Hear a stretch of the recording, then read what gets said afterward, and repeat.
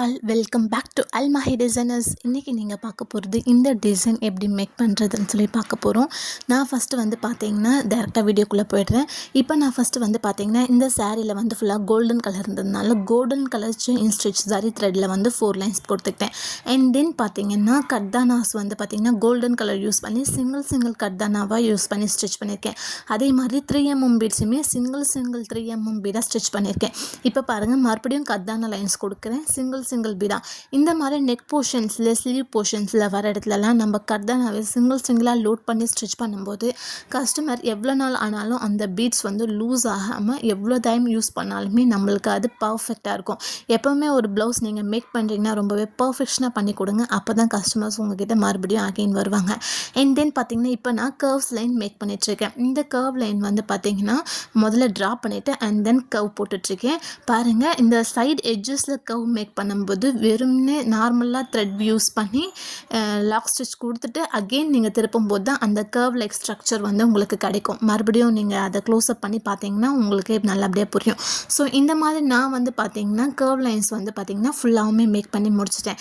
And then பார்த்தீங்கன்னா இந்த curve லைனோட அந்த கர்வ்ஸ் வர எட்ஜஸில் வந்து பார்த்திங்கன்னா sugar bead and then kardana and then பார்த்திங்கன்னா சமிக்கீஸ் வந்து யூஸ் பண்ணி ஒரு குட்டி புட்டாஸ் மாதிரி மேக் பண்ணியிருக்கேன்.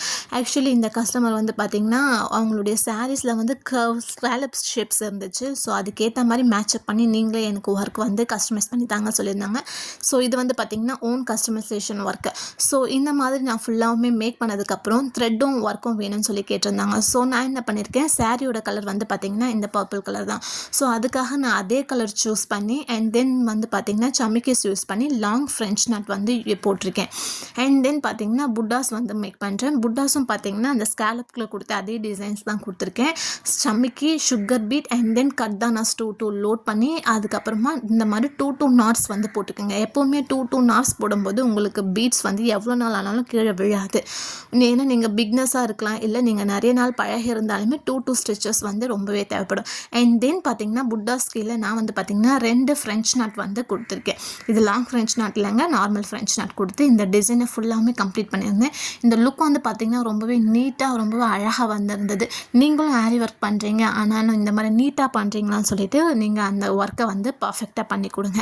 இந்த மாதிரி உங்களுக்கு நிறைய ஆரி ஒர்க் வீடியோஸ் வேணும்னா கண்டிப்பாக என்னுடைய சேனல் அல்மாஹி டிசைனரை கண்டிப்பாக சப்ஸ்கிரைப் பண்ணி வச்சுக்கோங்க. இந்த மாதிரி தொடர்ந்து நான் போடுற டிசைன்ஸ் எல்லாமே இந்த மாதிரி வீடியோஸை அப்லோட் பண்ணுவேன்.